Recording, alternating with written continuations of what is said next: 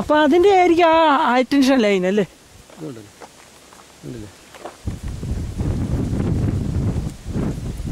കുറച്ചുകൂടെ മുന്നോട്ട് പോയാൽ കുറച്ചുകൂടെ ആ വണ്ടി അവിടെ അതിലാ പോകണം.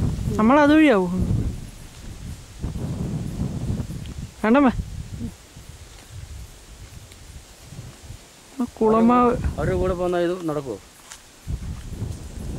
അവരത് വഴിയാണോ പോകുന്നത്? അല്ലേ പറഞ്ഞു.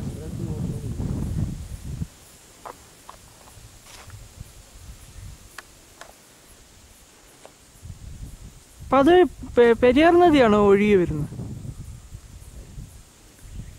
വണ്ടിയൊക്കെ പോകുന്നുണ്ടോ?